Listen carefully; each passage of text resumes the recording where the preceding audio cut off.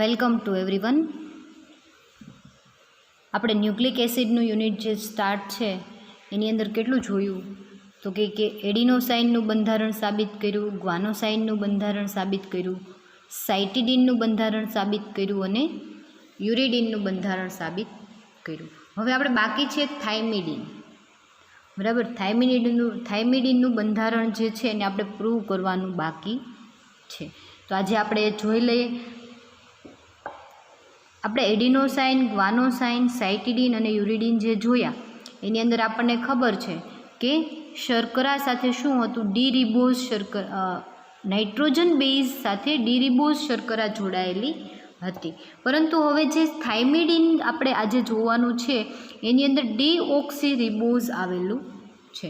હવે તમને ખ્યાલ છે રિબોઝ અને ડીઓક્સીરિબોઝ વચ્ચેનો તફાવત કે સેકન્ડ નંબરના કાર્બન ઉપર જે H અને OH ગ્રુપ આવેલું છે ડીરિબોઝની અંદર, એની જગ્યાએ શું આવેલું હશે ડીઓક્સીરિબોઝમાં? તો કે ઉપર પણ હાઇડ્રોજન અને નીચે પણ હાઇડ્રોજન, એટલે કે ડાબી બાજુ અને જમણી બાજુ શું આવેલું હશે, હાઇડ્રોજન પરમાણુ આવેલો હશે. એટલે એને શું કહેવાય, ડીઓક્સીરિબોઝ કહેવાય. તો આજે આપણે જોઈએ થાઇમિડિનનું બંધારણ. તો થાઇમિડિનનું બંધારણ આપણે ફર્સ્ટ જોઈએ કે એનું બંધારણીય સૂત્ર કેવું છે. બરાબર, તો થાઇમિડિનના બંધારણમાં તમે જુઓ તો એનું જળ વિભાજન કરવાથી થાઇમિન અને ડીઓક્સીરિબોઝ મળે છે. બરાબર, શું મળે છે? થાઇમિન અને ડીઓક્સીરિબોઝ. તો થાઇમિન અને ડીઓક્સીરિબોઝ જે છે એ કઈ રીતે જોડાયેલા છે એ ખાલી આપણે જોવાનું છે. બધા જ પોઈન્ટની અંદર જેમ આપણે જોયું હતું એવી જ રીતે આમાં પણ કે થાઇમિન અને ડીઓક્સીરિબોઝ કઈ રીતે જોડાયેલા છે, કઈ રીતે જોઈન્ટ થયેલા છે એ આપણે જોવાનું છે. તો થાઇમિડિનમાં આ થાઇમિન છે અને આ ડીઓક્સીરિબોઝ. હવે અહીંયા તમને બંધારણ જે છે એ તમને થોડું કહી દઉં કે અહીંયા શું હશે, H, નીચે H, અહીંયા H અને H, સેકન્ડ નંબરના કાર્બન ઉપર પણ H, નીચે પણ H, અહીંયા ઉપર H, અહીંયા નીચે H અને અહીંયા CH2OH. બરાબર, એટલે આ ડીઓક્સીરિબોઝ અને આ થાઇમિન. હવે થાઇમિનના બંધારણમાં તમે જુઓ તો થાઇમિનનું બંધારણ જે છે એ ફર્સ્ટ અને થર્ડ નંબરના કાર્બન ઉપર મુક્ત હાઇડ્રોજન સમૂહ N ગ્લાયોક્સાઇડ છે. બરાબર, નાઇટ્રોજન આવેલો છે, સાથે હાઇડ્રોજન કેવો છે, મુક્ત છે. પહેલો અને ત્રીજો, બીજો, ચોથો, પાંચમો અને છઠ્ઠો એના ઉપર કાર્બન છે, પરંતુ બીજા અને છઠ્ઠા ઉપર મુક્ત કીટોન ગ્રુપ આવેલું છે. બરાબર, C+O આવેલા છે. જ્યારે ચોથા અને પાંચમા કાર્બન ઉપર મિથાઇલ ગ્રુપ છે અને ચોથો કાર્બન ઉપર CH છે. બરાબર, એટલે આ જે છે થાઇમિનનું બંધારણ અને ડીઓક્સીરિબોઝ. હવે જ્યારે તમે થાઇમિડિન, આપણે જોવાનું છે થાઇમિડિન એટલે કે ન્યુક્લિયોસાઇડ જોવાનું છે. બરાબર, ન્યુક્લિયોસાઇડ જે છે તમને ખબર છે કે શર્કરા અને નાઇટ્રોજન બેઝ જોડાય અને શું બનાવે છે, ન્યુક્લિયોસાઇડ બનાવે છે. તો એ જે થાઇમિડિન જે છે ન્યુક્લિયોસાઇડ છે, જેની અંદર નાઇટ્રોજન બેઝ તરીકે થાઇમિન આવેલું છે અને શર્કરા તરીકે ડીઓક્સીરિબોઝ આવેલું છે. બરાબર, તો તમને હવે ખ્યાલ આવી ગયો હશે કે થાઇમિડિન જે છે એ થાઇમિન અને ડીઓક્સીરિબોઝથી બનેલું છે. હવે આપણે જોઈએ કે એનું અણુસૂત્ર. તો એના અણુસૂત્રમાં 10 કાર્બન, 14 હાઇડ્રોજન, નાઇટ્રોજન 2 અને ઓક્સિજન 5. બરાબર, 10 કાર્બન, હાઇડ્રોજન 14, નાઇટ્રોજન 2 અને ઓક્સિજન 5, એટલે કે C10, H14, N2 અને O5 આવેલા છે, જે ઓલરેડી તમને આની અંદર દેખાય છે. ઓકે, પછી સેકન્ડ પોઈન્ટ જોઈએ તો થાઇમિડિનનું જળ વિભાજન કરવાથી થાઇમિન અને ડીઓક્સીરિબોઝ મળે છે. એના પછી આપણે જોઈએ તો ફર્સ્ટ આપણે થાઇમિનનું આપણે સંશ્લેષણ કરશું અને એના પછી આપણે ડીઓક્સીરિબોઝનું બંધારણ કેવું છે એ આપણે જોશું. તો આની અંદર તમારે 2 પોઈન્ટ જે છે રિપીટ થાય છે, એનું અણુસૂત્ર અને એનું જળ વિભાજન. બરાબર, એનું અણુસૂત્ર અને જળ વિભાજન કરવાથી થાઇમિન અને ડીઓક્સીરિબોઝ મળે છે. એના પછી આપણે જોઈએ થાઇમિનનું સંશ્લેષણ. તો થાઇમિનનું સંશ્લેષણ યુરિયા અને 2 મિથાઇલ ઇથાઇલ એક્રેલેટ, જે આપણે આની પહેલાં કયું જોયું હતું? યુરિડીન. યુરિડીન જે જોયું હતું એના જેવું જ, બરાબર, એનું સિન્થેસિસ સેમ એના જેવું જ છે. થાઇમિનનું સિન્થેસિસ શેના જેવું છે? યુરિડીનના સિન્થેસિસ જેવું જ છે, બરાબર. તો યુરિયા અને યુરિયા એટલે NH2CO NH2, યુરિયા અને 2 methyl ethyl acrylate, 2 methyl ethyl acrylate. એની ચક્રીયકરણ રિએક્શન કરશો એટલે શું થશે? તો કે અહીંયા NH2 ગ્રુપ પાસેથી હાઇડ્રોજન, અહીંયા NH2 ગ્રુપ પાસેથી હાઇડ્રોજન, આ CH2O એટલે કે ઇથેનોલનો એક અણુ જે છે શું થઈ જશે? રિમૂવ થઈ જશે. ત્યાં C double bond O CH3, આમાંથી CH2 જે છે ડબલ બોન્ડ બ્રેક થઈ જશે, અહીંયા CH2, બરાબર, અને અહીંયાથી એક હાઇડ્રોજન અહીંયાથી રિમૂવ થશે, હાઇડ્રોજન ક્યાં જોડાઈ જશે? આ કાર્બન સાથે જોડાઈ જશે. ઓકે, એ જે તમને ચક્રીય સંયોજન મળે એનું તમે બ્રોમિન સાથે રિએક્શન કરો એટલે જે 5મા નંબરના કાર્બન ઉપર હાઇડ્રોજન છે એ રિમૂવ થઈ જશે અને ત્યાં શું આવી જશે? બ્રોમિન આવી જશે. શેની હાજરીમાં રિએક્શન કરવાની છે? એસિટિક એસિડની હાજરીમાં. CH3COOH એટલે કે એસિટિક એસિડની હાજરીમાં બ્રોમિનેશન રિએક્શન કરશો એટલે એક બ્રોમિન હાઇડ્રોજન લઈ HBr સ્વરૂપે રિમૂવ થશે અને બીજો બ્રોમિન જે છે શું થઈ જશે? એડ થઈ જશે. હવે જે સંયોજન તમને મળશે એનું તમે પિરિડીન વડે બોઇલ એટલે કે બોઇલ કરશો, એને ગરમ કરશો તો એક બ્રોમિન જે 5મા નંબરના કાર્બન ઉપર જે છે એ અને 4થા નંબરના કાર્બન ઉપરથી હાઇડ્રોજન, ક્યાંથી? અહીંયા CH2 છે, એમાંથી એક હાઇડ્રોજન અને 5મા નંબરના કાર્બન ઉપરથી બ્રોમિન, HBr કેવું થશે? રિમૂવ થશે અને બંને વચ્ચે કેવો બોન્ડ બની જશે? ડબલ બોન્ડ બની જશે. અને જે સંયોજન તમને મળશે એ શું મળશે? થાઇમિન. આનું જે બંધારણ છે એમાં 5મા કાર્બન ઉપર શું આવેલું છે? મુક્ત CH3 ગ્રુપ આવેલું છે, જે યુરિડીનની અંદર હતું નહીં. યુરેસિલનું આપણે સિન્થેસિસ જોઈ હતી, એમાં 5મા નંબરના કાર્બન ઉપર મિથાઇલ ગ્રુપ હતું નહીં. અહીંયા શું આવેલું છે? 5મા કાર્બન ઉપર મિથાઇલ ગ્રુપ આવેલું છે. એટલો ફેર છે યુરિડીન અને થાઇમિડીનમાં, બરાબર. થાઇમિન અને યુરેસિલમાં થોડો ડિફરન્ટ. યુરેસિલમાં CH3 ગ્રુપ નથી અને થાઇમિનની અંદર CH3 ગ્રુપ આવેલું છે, બરાબર. તો આ જે છે થાઇમિનની સિન્થેસિસ. અને હવે આપણે જોઈએ શર્કરા. તો શર્કરા જે છે એ કઈ શર્કરા આવેલી છે? પાયરાનોસ ચક્ર છે, ફ્યુરાનોસ ચક્ર છે, રિબોઝ છે કે ડીઓક્સીરિબોઝ છે? તો થાઇમિનમાં રહેલી શર્કરા એ ડીઓક્સીરિબોઝ છે. જે આપણને કેમ ખબર પડે છે? નીચે પ્રમાણે સિન્થેસિસ ઉપરથી ખબર પડે છે. હવે ડીઓક્સીરિબોઝ જે છે ન્યુક્લિયોસાઇડમાં ફ્યુરાનોસ ચક્ર હોય તો તેમાં નજીકના 2 કાર્બન ઉપર શું આવેલું હોય? OH ગ્રુપ આવેલું હોય, બરાબર. ક્યારે? જ્યારે રિબોઝ હોય ત્યારે. રિબોઝ હોય ત્યારે અહીંયા બંને કાર્બન ઉપર શું આવેલું હોય? OH ગ્રુપ આવેલા હોય. શું કહે છે? તો કે બંને નજીકના કાર્બન પર OH સમૂહ આવેલા હોવાથી તે પર આયોડિક એસિડ એટલે HiO4 સાથે પ્રક્રિયા આપતું નથી, એટલે એની સાથે પ્રક્રિયા થશે નહીં. પરંતુ પાયરાનોસ ચક્ર હોય તો તેમાં પાસેના 2 કાર્બન ઉપર OH ગ્રુપ આવેલ હોવાથી તેઓ 1 મોલ પર આયોડિક એસિડ સાથે પ્રક્રિયા કરી તેટલા જ કાર્બનવાળો આલ્ડીહાઇડ આપે છે. જુઓ અહીંયા બંને કાર્બન ઉપર શું આવેલું છે? OH આવેલા છે, બરાબર. એટલે બંને કાર્બન ઉપર OH આવેલા હોવાથી શું કહે છે?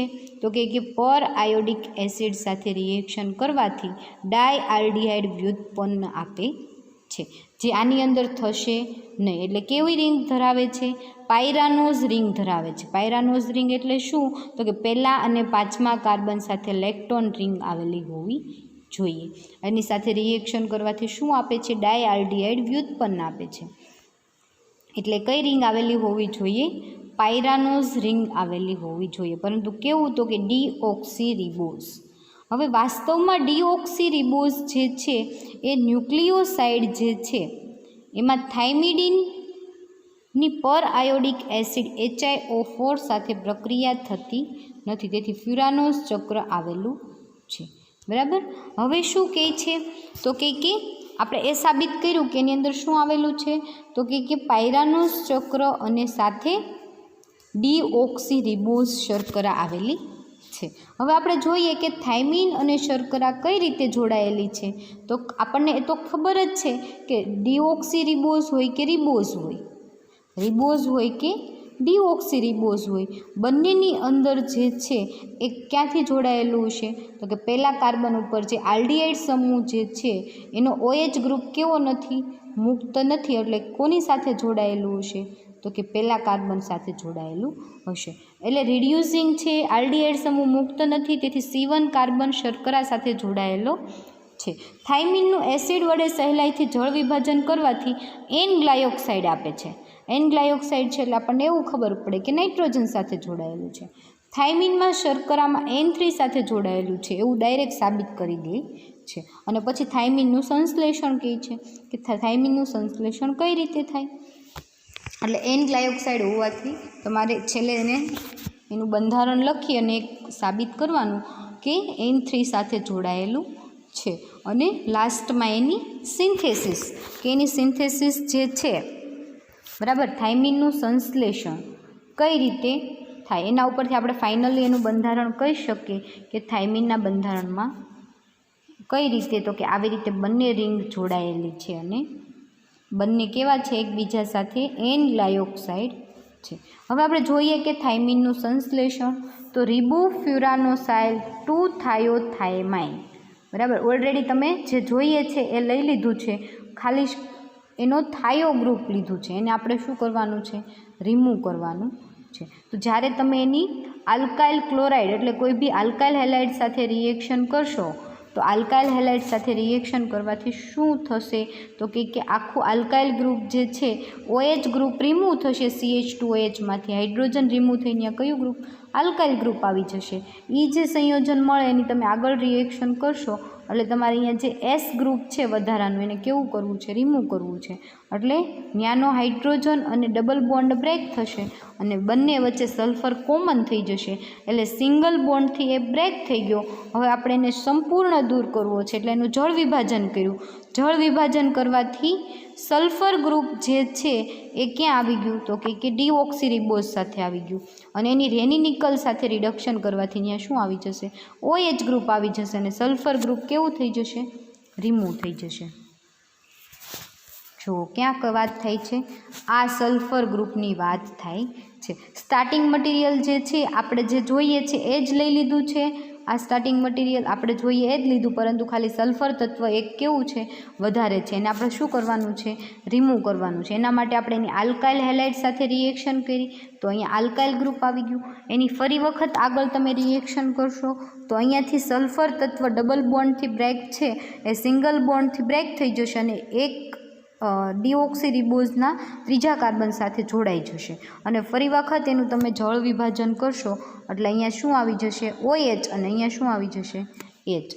એ જે H છે એનું રિડક્શન તમે કરશો એટલે સલ્ફર તત્વ રિમૂવ થઈ જશે અને ત્યાં શું આવી જશે ખાલી હાઇડ્રોજન આવી જશે બરાબર. અને જે સંયોજન તમને મળશે એ કેવું મળશે તો કે થાઇએમાઇડ ગ્રુપ મળશે તમને બરાબર, થાઇમિડીન.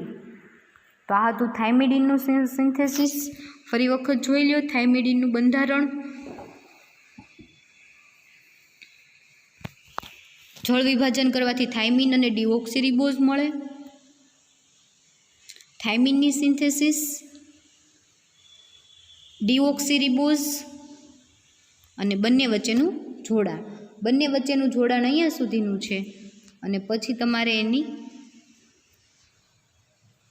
બંનેનું જોડાણ અહીંયા કમ્પ્લીટ થાય છે અને પછી થાઇમિનનું સંશ્લેષણ. ઓકે, હવે આપણે જે જોયું એ શું જોયું ફરી વખત એક વખત જોઈ લો કે આપણે જે જોયું એ ન્યુક્લિયોટાઇડ જોયા. આપણે જે જોયા એ શું જોયા ન્યુક્લિયોસાઇડ જોયા બરાબર. આપણે એડિનોસાઇન, ગ્વાનોસાઇન, સાઇટિડીન, થાઇમિન અને યુરિડીનનું બંધારણ સાબિત કર્યું. એટલે જે આપણે જોતા હતા એ શું જોતા હતા ન્યુક્લિયોસાઇડના બંધારણ જોતા હતા. હવે આપણે શું કરવાનું છે આગળ ન્યુક્લિયોટાઇડ. તો ન્યુક્લિયોટાઇડ શું છે ફરી વખત એકવાર જોઈ લો. ન્યુક્લિયોસાઇડ આ બધા બંધારણ આપણે ન્યુક્લિયોસાઇડના સાબિત કર્યા. હવે આપણે ફરી વખત ચાર્ટ ઉપર એક નજર કરી જોઈએ.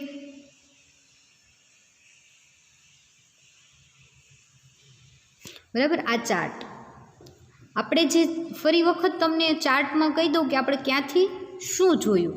બરાબર. તો આ બધા હતા nitrogen base, adenine, guanine, cytosine, uracil અને થાઇમિન.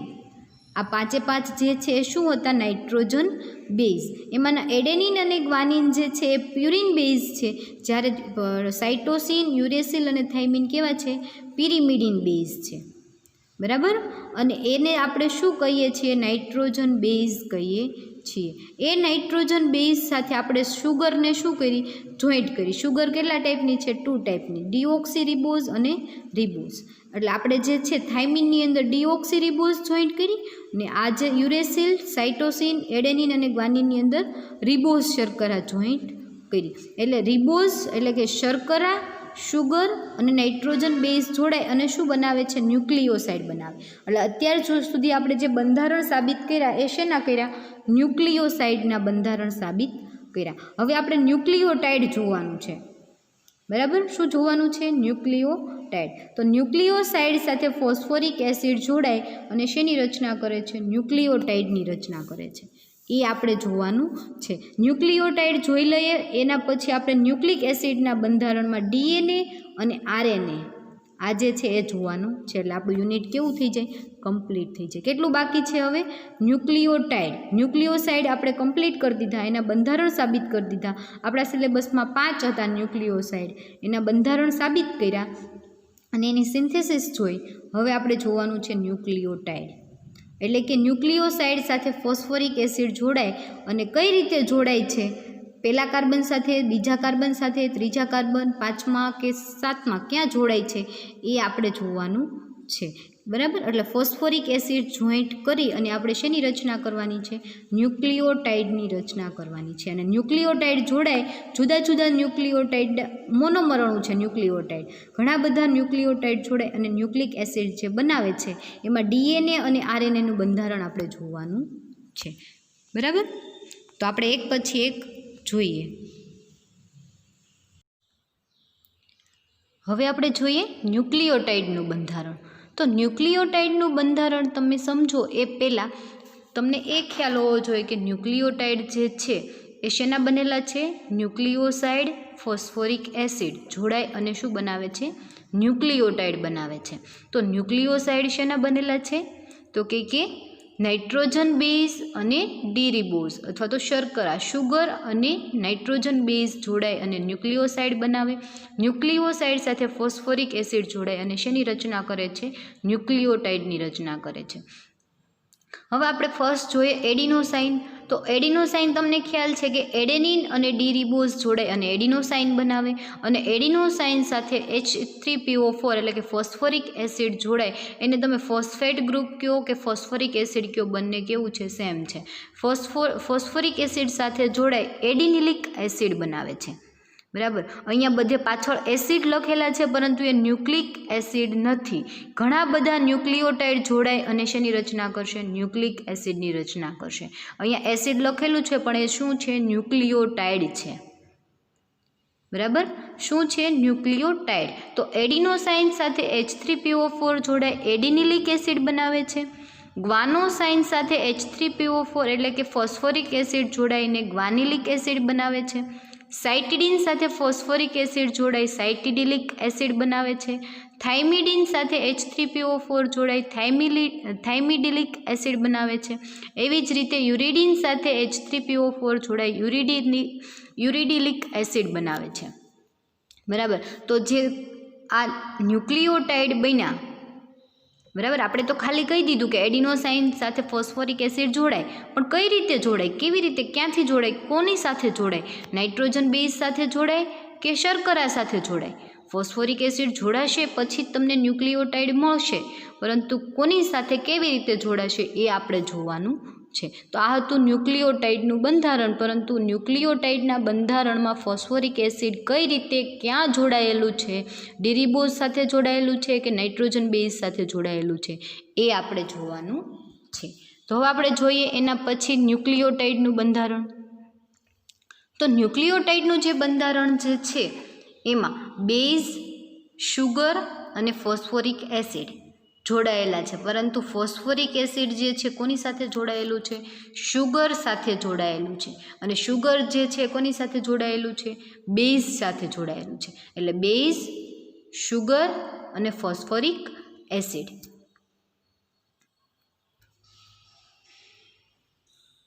ઓકે, એટલે બેઝ, શુગર અને ફોસ્ફોરિક એસિડ જે છે એ જોડાય અને શું બનાવે છે? ન્યુક્લિયોટાઇડ બનાવે છે, જેમાં ફોસ્ફોરિક એસિડ કોના સાથે જોડાયેલું છે? શુગર સાથે જોડાયેલું છે. હવે તમને ખબર છે શુગર અને બેઝ એટલે કે ન્યુક્લિયોસાઇડ. ન્યુક્લિયોસાઇડ જે છે એની સાથે, એમાં શુગર જે સ્ટ્રક્ચર છે એની સાથે ફોસ્ફોરિક એસિડ જોડાયેલું છે. તો ન્યુક્લિયોસાઇડમાં તમને ખબર છે શુગર જે છે એમાં શુગરના સ્થાન તમે જુઓ ડી-રિબોઝ અને ડી-ઓક્સી-રિબોઝ. તો ડી-રિબોઝ અને ડી-ઓક્સી-રિબોઝમાં કઈ જગ્યાએ જોડાય એવું શક્યતા છે? તો કે એના બીજા કાર્બન, આ ડી-રિબોઝ છે અને આ ડી-ઓક્સી-રિબોઝ છે. ડી-રિબોઝના બીજા કાર્બન ઉપર, ત્રીજા અથવા તો 5મા નંબરના સ્થાન ઉપર ગમે ત્યાં જોડાઈ શકે. બરાબર. ન્યુક્લિયોસાઇડના શુગર બંધારણની અંદર આ ન્યુક્લિયોસાઇડ છે એનું આ રિબોઝ શર્કરા છે અને આ ડીઓક્સી રિબોઝ શર્કરા છે. રિબોઝ શર્કરા જે છે એના બીજા, ત્રીજા કે 5મા સ્થાન ઉપર ગમે ત્યાં શું જોડાઈ શકે એવી શક્યતા છે?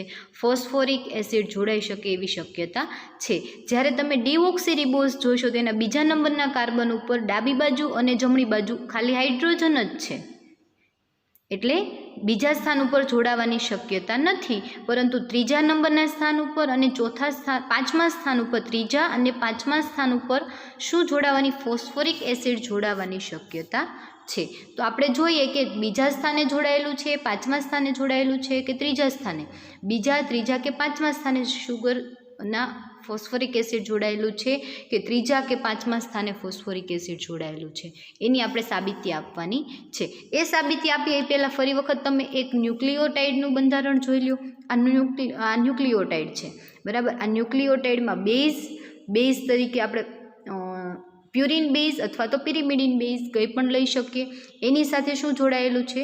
શુગર જોડાયેલી છે. નાઇટ્રોજન બેઝ સાથે શુગર. શુગરમાં કાં તો બીજા નંબરના, કાં તો ત્રીજા નંબર, આ બીજો નંબર, ત્રીજો નંબર અને આ 5મા નંબરનો કાર્બન કાં તો અહીંયા જોડાયેલું હોય, કાં અહીંયા જોડાયેલું હોય અને ક્યાંક અહીંયા જોડાયેલું હોય 5મા નંબરના OH ગ્રુપ ઉપર. કોની વાત થાય છે? ફોસ્ફોરિક એસિડ ક્યાં જોડાયેલું છે એની વાત થાય છે. તો આ 5મા નંબરનો OH ગ્રુપ તો અહીંયા પણ જોડાઈ શકે. આ ત્રીજા નંબરનો OH ગ્રુપ તો અહીંયા હાઇડ્રોજન નીકળીને પણ ફોસ્ફોરિક એસિડ જોડાઈ શકે. અહીંયા જો ડી રિબોઝ હોય તો નીચે OH હોવાનું, પરંતુ આ ડીઓક્સી રિબોઝ છે એટલે અહીંયા ઉપર અને નીચે બંને જગ્યાએ શું છે? હાઇડ્રોજન છે. એટલે બીજા સ્થાને પોસિબિલિટી રહેશે નહીં ડીઓક્સી રિબોઝમાં. જ્યારે ડી રિબોઝની અંદર બીજા નંબરના સ્થાન ઉપર પણ એની પોસિબિલિટી જોડાવાની રહેશે. ફરી વખત એક વખત સ્ટ્રક્ચર જોઈ લો કે ન્યુક્લિયોટાઇડ જે છે, ન્યુક્લિયોટાઇડ એટલે કે ન્યુક્લિયોસાઇડ એટલે કે બેઝ અને શુગર. બેઝ તરીકે નાઇટ્રોજન બેઝ અથવા તો પિરિમિડિન બેઝ, શુગર તરીકે ડી રિબોઝ અથવા તો ડીઓક્સી રિબોઝ, અને શુગર સાથે શું જોડાયેલું છે? ફોસ્ફોરિક એસિડ જોડાયેલું છે. એટલે ન્યુક્લિયોટાઇડનું સિમ્પલ બંધારણ તમને પૂછાય ક્યારેક કે ન્યુક્લિયોટાઇડનું સાદું બંધારણ સમજાવો તો તમે બેઝ, શુગર અને ફોસ્ફોરિક એસિડ આવી રીતે જોઈન્ટ થયેલા છે એવું બતાવી શકો. અથવા તો તમારે બંધારણ દ્વારા પ્રૂવ કરવું હોય તો આવી રીતે તમે બતાવી શકો. કે એક માર્કના ક્વેશ્ચનમાં ક્યારેક પૂછાઈ જાય કે ન્યુક્લિયોટાઇડનું બંધારણ આપો તો તમારે નાઇટ્રોજન બેઝ, શુગર અને ફોસ્ફેટ ગ્રુપ કઈ રીતે જોડાયેલા છે એ તમારે એને એક માર્કમાં બતાવવું પડે. હવે આપણે વાત કરતા હતા કે બીજા, ત્રીજા અને 5મા સ્થાને અથવા તો ડીઓક્સી રિબોઝ હશે તો ત્રીજા અથવા તો 5મા સ્થાને પોસિબિલિટી જોડાવાની છે. તો એની સાથે જોડાય અને શેની રચના કરે છે? ન્યુક્લિયોટાઇડની રચના કરે છે. તો આપણે જોવાનું છે કે ન્યુક્લિયોટાઇડની અંદર ફોસ્ફેટ અથવા તો ફોસ્ફોરિક એસિડ જે છે એ બીજા, ત્રીજા કે 5મા સ્થાને ક્યાં જોડાયેલું છે એની સાબિતી આપવાની છે કે બીજા સ્થાને જોડાયેલું છે, ત્રીજા સ્થાને જોડાયેલું છે કે 5મા સ્થાને જોડાયેલું છે. અથવા તો જો ડીઓક્સી રિબોઝ હશે તો ડીઓક્સી રિબોઝની અંદર ફોસ્ફોરિક એસિડ ક્યાં જોડાયેલું છે? તો કે પોસિબિલિટી તો બે છે, કાં તો ત્રીજા સ્થાને અને કાં તો પાંચમા સ્થાને, પરંતુ આપણે એની સાબિતી આપવી પડે કે કાં તો ત્રીજા સ્થાને જોડાયેલું છે કાં તો પાંચમા સ્થાને જોડાયેલું છે. તો એની સાબિતી આપવા માટે થઈ અને આપણે થોડી એના ઉપર પ્રોસેસ કરવી પડશે. શેના ઉપર? ન્યુક્લિયોટાઇડની અંદર. બરાબર, ન્યુક્લિયોટાઇડની અંદર ફોસ્ફેટ ગ્રુપ એટલે કે ફોસ્ફરિક એસિડ ક્યાં જોડાયેલું છે એના માટે આપણે બીજા સ્થાન, ત્રીજા સ્થાન કે પાંચમા સ્થાન ઉપર, બરાબર, એની સાબિતી માટે થઈ અને આપણે એક રિએક્શન જોઈએ.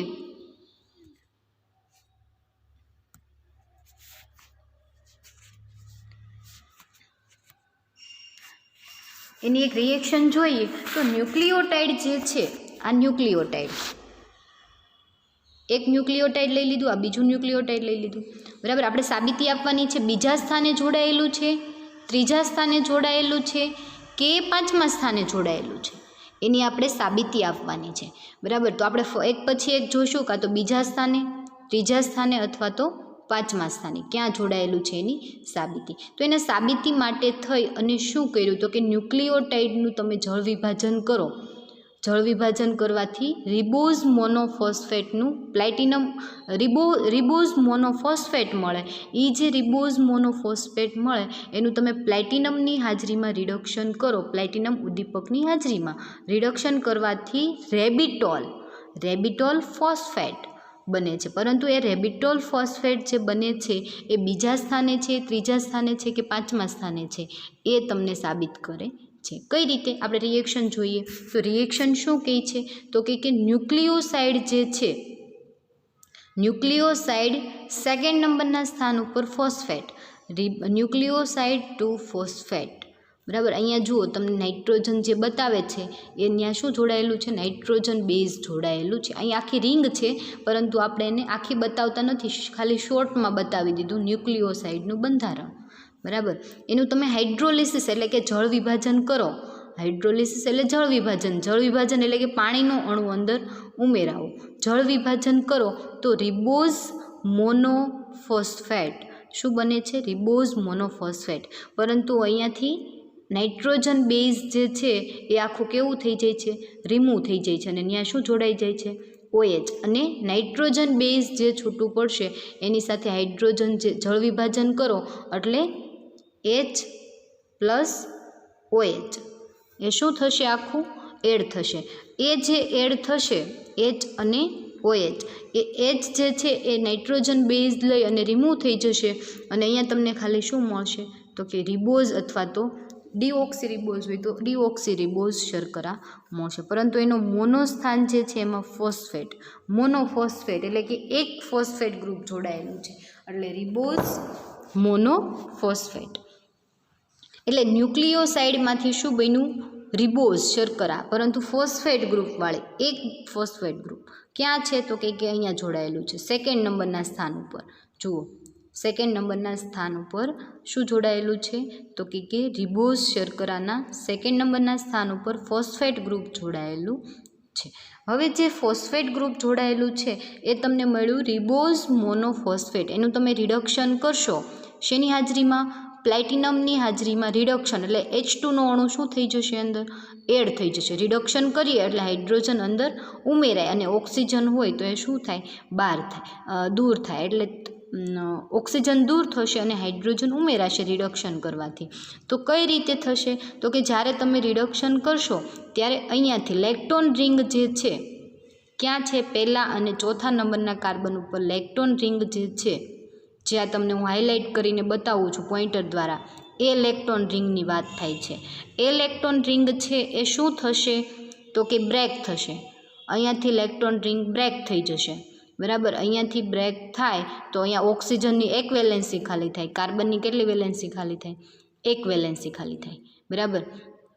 તો બંને જગ્યાએ એક એક H2નો અણુ પરમાણુ H2 અણુ ઉમેરાશે એટલે H2નો એક એક પરમાણુ અહીંયા ઓક્સિજનની વેલેન્સી ખાલી થશે ત્યાં જોડાશે અને એક કાર્બનની વેલેન્સી ખાલી થાય ત્યાં જોડાશે. તો અહીંયા ઉપરના કાર્બન ઉપર શું બની જશે? CH2OH. એક કાર્બન પાસે હાઇડ્રોજન હતો, OH હતો. આ કાર્બન પાસે હાઇડ્રોજન હતો, OH હતો. એક બોન્ડ બ્રેક થયો એટલે કાર્બનની એક વેલેન્સી ખાલી થઈ ત્યાં શું જોડાઈ ગયું? એક H પરમાણુ જોડાઈ ગયું એટલે CH2OH બન્યું, બરાબર. CH2OH બન્યું અને સાથે તમારે ઇલેક્ટ્રોન રિંગ બ્રેક થાય છે એટલે ઓક્સિજનની એક વેલેન્સી કેવી થાય છે, ખાલી થાય છે. એ વેલેન્સી ખાલી થાય ત્યાં પણ શું જોડાઈ જાય છે, હાઇડ્રોજનનો પરમાણુ. એટલે ચોથા નંબરના સ્થાન ઉપર શું બની જશે, OH ગ્રુપ બની જશે. હવે 5મા નંબરના કાર્બન ઉપર CH2OH હતું, ચોથા નંબરના કાર્બન ઉપર H હતો, OH ક્રિએટ થયો, ઇલેક્ટ્રોન રિંગ બ્રેક થઈ એટલે OH ક્રિએટ થયો. એના પછીના 3જા નંબરના કાર્બન ઉપર H અને OH તો હતો જ, સેકન્ડ નંબરના કાર્બન ઉપર H અને આખું ફોસ્ફેટ ગ્રુપ. ફોસ્ફેટ ગ્રુપ એટલે H3PO4 જે છે એમાંથી એક હાઇડ્રોજન રિમૂવ થાય અને એ હાઇડ્રોજન રિમૂવ થવાથી ઓક્સિજનની જે વેલેન્સી ખાલી થાય એ કોની સાથે જોડાઈ જાય, કાર્બન સાથે જોડાઈ જાય. અને ઉપરના કાર્બન ઉપર શું બનશે, ફર્સ્ટ નંબરના કાર્બન ઉપર CH2OH એટલે આલ્ડીહાઇડ સમૂહ મુક્ત છે એનું રિડક્શન થઈ ગયું અને એ શેમાં કન્વર્ટ થઈ ગયું, આલ્કોહોલમાં કન્વર્ટ થઈ ગયું. એટલે એ જે બને છે રેબિટોલ 2 ફોસ્ફેટ એ પ્રકાશ ક્રિયાશીલ છે. હવે પ્રકાશ ક્રિયાશીલ છે એ આપણે સમજીએ પહેલાં. રેબિટોલ 2 ફોસ્ફેટ જે સંયોજન બને છે એ એવું સાબિત કરે છે કે ફોસ્ફેટ ગ્રુપ સેકન્ડ નંબરના કાર્બન સાથે જોડાયેલું છે. કોની અંદર, ન્યુક્લિયોટાઇડના બંધારણમાં ફોસ્ફેટ ગ્રુપ જે છે સેકન્ડ નંબરના કાર્બન સાથે જોડાયેલું છે. હવે સેકન્ડ નંબરના કાર્બન સાથે જોડાયેલું છે એ સાબિત થાય ક્યારેક થર્ડ નંબરના કાર્બન સાથે જોડાયેલું હોય, ક્યારેક 5th નંબરના કાર્બન સાથે જોડાયેલું હોય. તો આપણે એની પણ સાબિતી આપવી પડે કે જો રેબિટોલ 3 ફોસ્ફેટ મળે તો રેબિટોલ 3 ફોસ્ફેટ મળે તો 3જા નંબરના કાર્બન સાથે જોડાયેલું હોય, રેબિટોલ 5 ફોસ્ફેટ મળે તો 5મા નંબરના કાર્બન સાથે જોડાયેલું હોય. બરાબર, તો એ સાબિતી પણ આપણે આપવી પડે સાથે. તો આપણે એ જોઈ લઈએ કે 3જા સ્થાને, હા એ આપણે સાબિત કરીએ એ પહેલાં પ્રકાશ ક્રિયાશીલ તમને સમજાવી દઉં કે પ્રકાશ ક્રિયાશીલ તમે સેમેસ્ટર 1માં અને 3માં નથી, તમે સેમેસ્ટર 1માં શીખીને આવ્યા સ્ટીરિયો કેમેસ્ટ્રી, બરાબર, અવકાશ રસાયણ વિજ્ઞાન. એની અંદર તમારે પ્રકાશ ક્રિયાશીલ પદાર્થ આવતો, બરાબર, કે જે ધ્રુવીભૂત પ્રકાશના તલનું એવો કાર્બનિક પદાર્થ કે જે ધ્રુવીભૂત પ્રકાશના તલનું ડાબી બાજુ અથવા તો જમણી બાજુ કોણાવર્તન કરે. શું કરે, ડાબી બાજુ અથવા તો જમણી બાજુ કોણાવર્તન દર્શાવે. તો એવા કાર્બનિક પદાર્થને શું કહેવાય, પ્રકાશ ક્રિયાશીલ કાર્બનિક પદાર્થ કહેવાય. બરાબર, એટલે જ્યારે તમે સેમેસ્ટર 5માં છો એટલે તમારે ફિઝિકલની અંદર એક પોલારીમીટરનો પ્રેક્ટિકલ આવશે. શેનો, પોલારીમીટરનો ફિઝિકલની અંદર. એની અંદર તમારે શું કરવાનું હશે કે પ્રકાશ ક્રિયાશીલ પદાર્થ છે કે નહીં એ જોવાનું, અને જો પ્રકાશ ક્રિયાશીલ છે તો એ કેટલું કોણાવર્તન દર્શાવે છે એ તમારે માપવાનું આવશે. સેમેસ્ટર 1માં હતા ત્યારે મેં તમને એક પ્રેક્ટિકલ થિયરીમાં તમને સમજાવ્યો હતો પ્રેક્ટિકલ પોલારીમીટરનો. જોકે તમને યાદ નહીં જ હોય સેમેસ્ટર 5માં આવી ગયા એટલે, પરંતુ તમે લેબમાં આવશો થોડા સમયમાં તમારી લેબ સ્ટાર્ટ કદાચ થઈ જાય અને જો તમે પ્રેક્ટિકલ લેબમાં પરફોર્મ કરો તો તમારે આ પોલારીમીટરનો પ્રેક્ટિકલ પરફોર્મ કરવાનો આવશે. એની અંદર તમને ખ્યાલ આવશે કે પ્રકાશ ક્રિયાશીલ પદાર્થ જે છે એ કઈ રીતે કોણાવર્તન દર્શાવે. જેની અંદર શું કરવાનું આવશે તો કે તમારે જે સોલ્યુશન, જે પદાર્થ જે છે એનું તમારે કોણાવર્તન માપવું હોય એનું સોલ્યુશન બનાવવાનું. એ સોલ્યુશન જે છે એ તમારે પોલારીમીટર ટ્યુબની અંદર મૂકી અને શું બતાવે, કોણાવર્તન બતાવે એ તમારે જોવાનું આવશે પ્રેક્ટિકલમાં. એટલે ફિઝિકલ પ્રેક્ટિકલની અંદર તમે એ જોઈ લેશો. પરંતુ અત્યારે આપણે સાબિત કરીએ છીએ સેકન્ડ અને થર્ડ સ્થાન ઉપર ફોસ્ફેટ ગ્રુપ જોડાયેલું છે એ, બરાબર. તો સેકન્ડ સ્થાન ઉપર જોડાયેલું છે કે થર્ડ સ્થાન ઉપર એની સાબિતી શેના આધારે ખબર પડે તો કે જળ વિભાજન, હાઇડ્રોલિસિસ અને રિડક્શન કરવાથી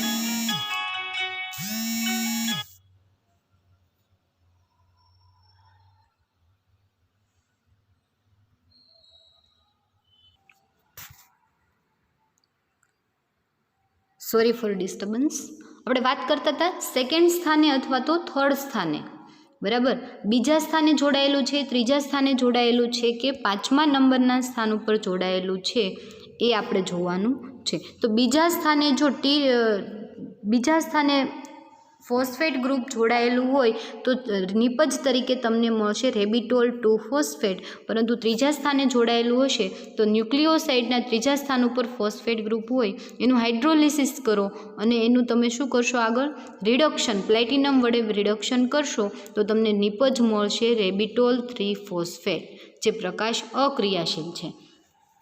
અને જો 5મા નંબરના સ્થાન ઉપર જોડાયેલું હશે, બરાબર, 5મા નંબરના સ્થાન ઉપર જોડાયેલું હશે તો એનું તમે હાઇડ્રોલિસિસ અને રિડક્શન કરી પ્લેટિનમ વડે રિડક્શન કરશો તો તમને 5મા સ્થાન ઉપર શું મળશે? રેબિટોલ 5 ફોસ્ફેટ મળશે, બરાબર. અને એ પણ કેવું છે તો કે પ્રકાશ અક્રિયાશીલ છે, બરાબર. એટલે પ્રકાશ ક્રિયાશીલ અને પ્રકાશ અક્રિયાશીલ જે છે, ક્યારેક તમને 1 માર્કમાં પૂછાઈ જાય કે ડી રિબોઝની અંદર જે ફોસ્ફેટ ગ્રુપ જોડાયેલું છે એ સેકન્ડ સ્થાને જોડાયેલું હોય તો એ કમ્પાઉન્ડ પ્રકાશ ક્રિયાશીલ છે કે પ્રકાશ અક્રિયાશીલ છે, અથવા તો તમને એમ કહી દે કે એ પ્રકાશ ક્રિયાશીલ છે, સાચું છે કે ખોટું છે, તમારે એને સાચું અને ખોટું, રાઈટ યા રોંગ તમારે એને કહેવું પડે, બરાબર. તો એ હતું તમારે ફોસ્ફેટ ગ્રુપ જોડાયેલું છે એની સાબિતી, બીજા સ્થાને, ત્રીજા સ્થાને કે 5મા સ્થાને. તો તમને જો કદાચ 2-4 માર્કમાં ક્વેશ્ચન પૂછાય તો તમને સાબિત કરતાં આવડવું જોઈએ કે જે ન્યુક્લિયોસાઇડ જે છે એનું હાઇડ્રોલિસિસ એટલે કે જળ વિભાજન કરી અને એનું રિડક્શન તમે કરો તો તમને બીજા સ્થાને, ત્રીજા સ્થાને કે 5મા સ્થાને ફોસ્ફેટ ગ્રુપ જોડાયેલું છે એ તમને ખબર પડે. તો આ હતું તમારે ન્યુક્લિયોટાઇડનું બંધારણ, બરાબર. ન્યુક્લિયોટાઇડનું બંધારણ તમારે એનું આખું બંધારણ જોવું હોય કે ન્યુક્લિયોટાઇડનું બંધારણ કઈ રીતનું છે એ પહેલાં તમને આ ન્યુક્લિયોટાઇડનું આખું બંધારણ આવી રીતે. એડિનોસાઇન 2 ફોસ્ફેટ એટલે એડિનિલિક એસિડ, એડિનિન જોડાયેલું છે એટલે કે બેઝ તરીકે એડેનિન, ડીરિબોઝ અને સેકન્ડ નંબરના આ પહેલું કાર્બન અને આ બીજું કાર્બન, બીજા સ્થાન ઉપર ફોસ્ફેટ ગ્રુપ એટલે સેકન્ડ સ્થાને ફોસ્ફેટ અને એડિનોસાઇન. એને આપણે કેવું હોય તો આટલું એડિનોસાઇન થશે, નાઇટ્રોજન બેઝ ડીરિબોઝ જોડાય એડિનોસાઇન બનાવે તો એડિનોસાઇન, બીજા સ્થાન ઉપર ફોસ્ફેટ. અને જો તમારે એને કેવું હોય તો સામાન્ય નામ તરીકે એડિનિલિક એસિડ એવું કહી શકીએ, બરાબર. શું? એડિનિલિક એસિડ. એવી જ રીતે જો 5મા સ્થાને જોડાયેલું છે એડિનોસાઇનના 5મા સ્થાને આ પહેલું સ્થાન, બીજું, ત્રીજું, ચોથું અને આ 5મું, 5મા સ્થાન ઉપર ફોસ્ફેટ ગ્રુપ જોડાયેલું છે એટલે એને કહેવાય 5 ફોસ્ફેટ, એડિનોસાઇન 5 ફોસ્ફેટ, અથવા તો એને એડિનિલિક સામાન્ય નામ તરીકે તમે કહી શકો. તો આ હતું સેકન્ડ. અને જો થર્ડ સ્થાન ઉપર અત્યારે આપણે આમાં નથી બતાવ્યું કેમ કે 2 સેકન્ડ અને 5th સ્થાન ઉપર બતાવ્યું, પરંતુ જો અહીંયા થર્ડ સ્થાન ઉપર OH ગ્રુપ આવેલું છે ત્યાં જોડાયેલું હોય તો આપણે એને શું કહી શકીએ? એડિનોસાઇન 3 ફોસ્ફેટ, બરાબર. અત્યારે આપણે અહીંયા સેકન્ડ અને 5 સ્થાન ઉપર બતાવેલું છે, પણ જો થર્ડ સ્થાન ઉપર તમે ફોસ્ફેટ ગ્રુપ બતાવો તો એને કહેવાય એડિનોસાઇન 3 ફોસ્ફેટ કહેવાય, બરાબર. હજી એક સાબિતી એના માટે તમારે છે કે બીજા સ્થાને જોડાયેલું છે, ત્રીજા સ્થાને જોડાયેલું છે કે 5મા સ્થાને. તો જો હાઇડ્રોલિસિસ કરી અને તમે એનું ઓક્સિડેશન કરો, બરાબર, હાઇડ્રોલિસિસ કરી અને ઓક્સિડેશન કરો તો તમને શું બનશે તો કે એનો એસિડ, બરાબર, એસિડ સંયોજન તમને એસિડિક સંયોજન બનશે. એ જે એસિડિક સંયોજન છે એના ઉપરથી તમને ખબર પડે કે ફોસ્ફેટ ગ્રુપ બીજા, ત્રીજા કે 5મા સ્થાને જોડાયેલું છે. તો આપણે જોઈએ તો આ ન્યુક્લિયોસાઇડનું બંધારણ છે, ન્યુક્લિયોસાઇડ 2 ફોસ્ફેટ. હાઇડ્રોલિસિસ કરો એટલે ન્યુક્લિક એસિડમાંથી નાઇટ્રોજન બેઝ જે છે એ કેવો થઈ જાય? ન્યુક્લિયોસાઇડમાંથી નાઇટ્રોજન બેઝ અહીંયાથી રિમૂવ થઈ જાય અને હાઇડ્રોલિસિસ કરવાથી અને ફરી વખત તમે એનું ઓક્સિડેશન કરો. ઓક્સિડેશન કરો તો શું થશે? લેક્ટોન રિંગ તો રિમૂવ થઈ જ જશે, પરંતુ પહેલાં અને 5મા સ્થાન ઉપર શું આવી જશે? કાર્બોક્સિલિક સમૂહ આવી જશે. એટલે ટ્રાયહાઇડ્રોક્સી ગ્લુટારિક એસિડ 5 કાર્બનવાળો છે એટલે ગ્લુટારિક એસિડ થશે. ત્રીજા સ્થાન ઉપર હાઇડ્રોક્સિલ ગ્રુપ છે એટલે 3 હાઇડ્રોક્સી ગ્લુટારિક એસિડ પણ 2 ફોસ્ફેટ એટલે બીજા સ્થાન ઉપર ફોસ્ફેટ ગ્રુપ છે. નિપજ તરીકે તમને 2 ફોસ્ફેટ મળે તો બીજા સ્થાને ફોસ્ફેટ ગ્રુપ હોય. નિપજ તરીકે તમને 3 ફોસ્ફેટ મળે તો તમને ત્રીજા સ્થાન ઉપર ફોસ્ફેટ ગ્રુપ હોય. અને નિપજ તરીકે તમને 5 ફોસ્ફેટ મળે તો 5મા સ્થાન ઉપર શું હોય? ફોસ્ફેટ ગ્રુપ હોય, બરાબર. તો આ એક બીજી સાબિતી છે. આની પહેલાંની આપણે શું જોયું હતું? રિડક્શનવાળી, કે હાઇડ્રોલિસિસ કરી અને રિડક્શન કરવાનું. રિડક્શન કરો એટલે મુક્ત આલ્ડીહાઇડ સમૂહ શેમાં કન્વર્ટ થાય? આલ્કોહોલમાં થાય. પરંતુ જ્યારે જ્યારે તમે ઓક્સિડેશન કરો ત્યારે બંને સમૂહ શેમાં કન્વર્ટ થશે? કાર્બોક્સિલિક એસિડમાં કન્વર્ટ થશે. તો આ એક બીજી સાબિતી હતી કે બીજા, ત્રીજા કે પાંચમા સ્થાને જોડાયેલું છે એના માટે.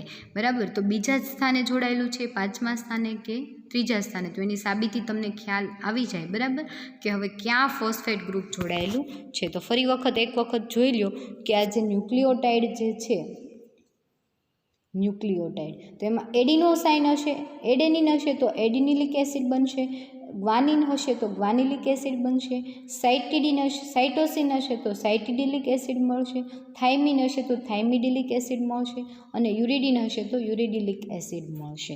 એટલે ફર્સ્ટ તમે નાઇટ્રોજન બેઝ, પછી ડીરીબોઝ એટલે કે બંને જોડાય ન્યુક્લિયોસાઇડ બનાવે, ન્યુક્લિયોસાઇડ સાથે ફોસ્ફોરિક એસિડ જોડાય અને શેની રચના કરે છે?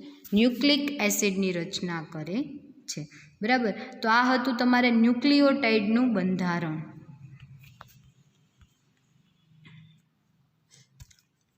આ ન્યુક્લિયોટાઇડનું બંધારણ આપણે અહીંયા સુધી પહોંચી ગયા ચાર્ટની અંદર. મેં તમને કીધું હતું કે તમારું આખું યુનિટ જે છે એ આખો ચાર્ટ છે.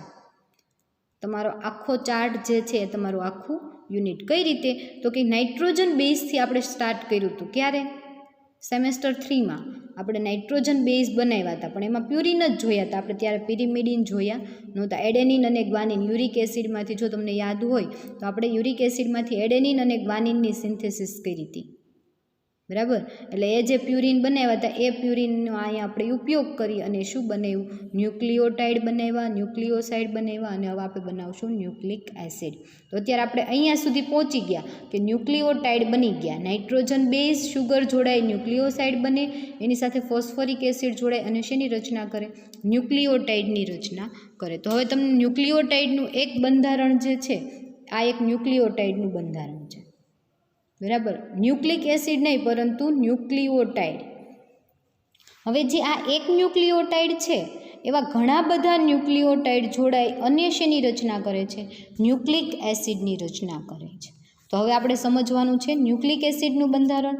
ન્યુક્લિક એસિડનું બંધારણ જે છે એ, બરાબર, તો આ નાઇટ્રોજન બેઝ, જુદા જુદા નાઇટ્રોજન બેઝ જોડાય અને શેની રચના કરશે? તો કે જુદા જુદા ન્યુક્લિયોટાઇડ બનાવશે. નાઇટ્રોજન આ તો સેમ જ રહેવાનું છે, રિબોઝ અને ફોસ્ફેટ. ખાલી બદલાશે કોણ? બેઝ બદલાશે, નાઇટ્રોજન બેઝ બદલાશે. નાઇટ્રોજન બેઝ જે છે એમાં તમે એડેનિન લઈ લો, ગ્વાનિન લઈ લો, સાઇટોસિન લઈ લો, થાઇમિન લઈ લો કે યુરિડિન લઈ લો, તો અલગ અલગ તમને શું બનશે? ન્યુક્લિયોટાઇડ બનશે. જેમાં આપણે એક ઉદાહરણ અહીંયા જોયું કે આ જે છે એ, તો કે અહીંયા એડેનિન લીધું, એડેનિન સાથે ડીરીબોઝ જોડાણું, એડિનોસાઇન બન્યું, એની સાથે ફોસ્ફેટ જોડાણું, એટલે શું બન્યું? એડેનિલિક એસિડ બન્યું. બરાબર, એ બીજા સ્થાન ઉપર છે અને આ પાંચમા સ્થાન ઉપર છે.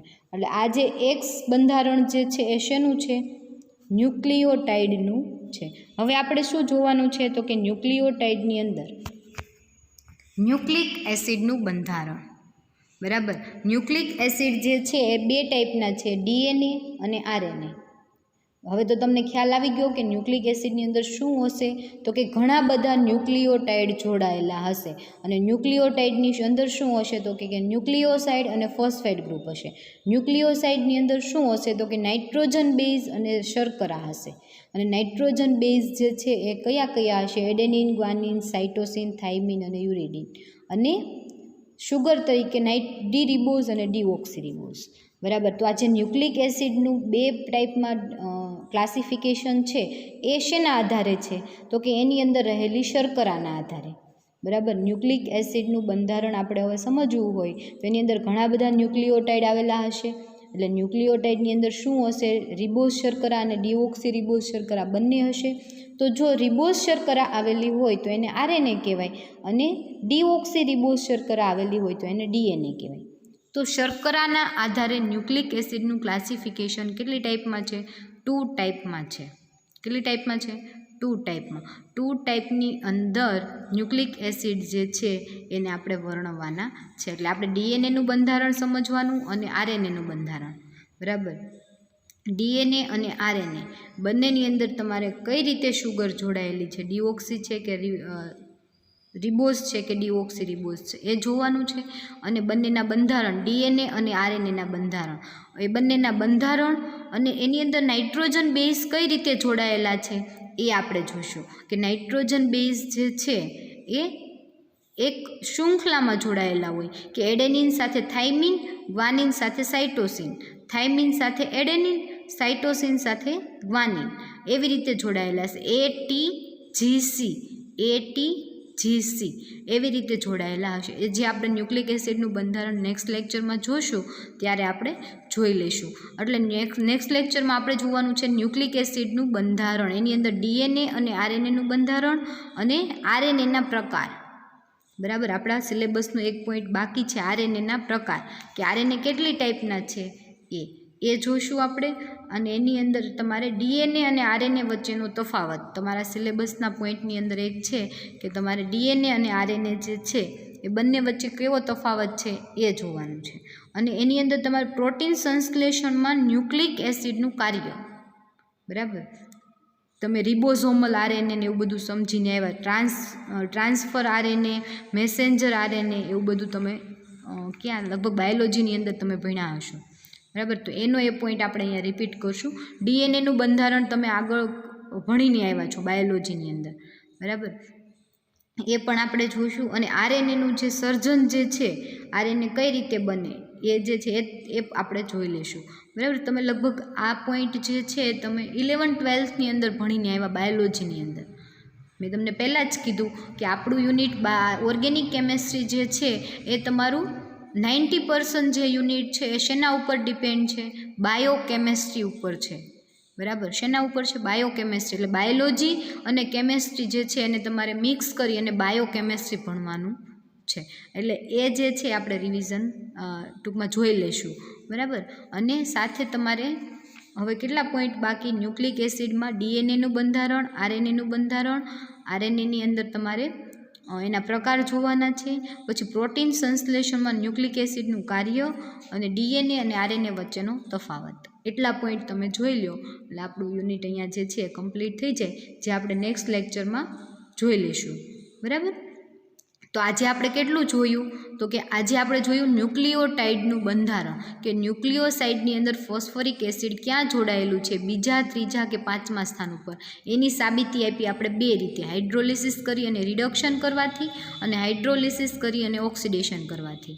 નિપજ તમને 2, 3, 5 મળે એના ઉપરથી આપણે કહી શકીએ કે એ જે છે એ શેની સાથે જોડાયેલું, એટલે ટૂંકમાં બીજા, ત્રીજા કે પાંચમા સ્થાન ઉપર ફોસ્ફેટ ગ્રુપ આવેલું છે આપણે કહી શકીએ, બરાબર.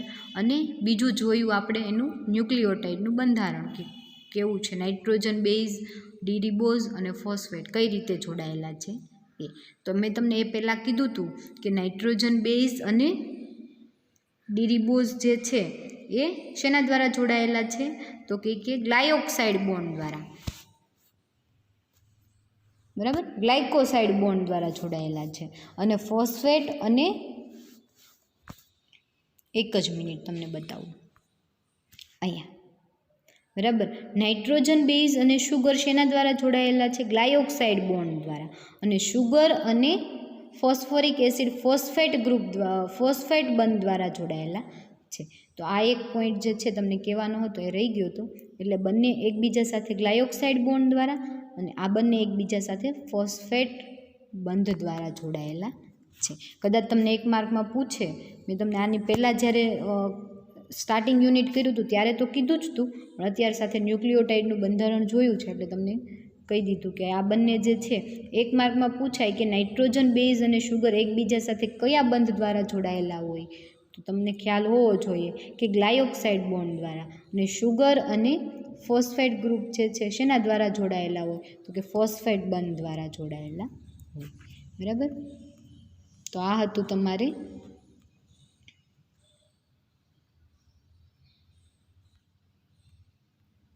ન્યુક્લિયોટાઇડનું બંધારણ. હવે જે ન્યુક્લિક એસિડનું બંધારણ છે આપણે નેક્સ્ટ લેક્ચરમાં જોઈ લઈશું. Thank you.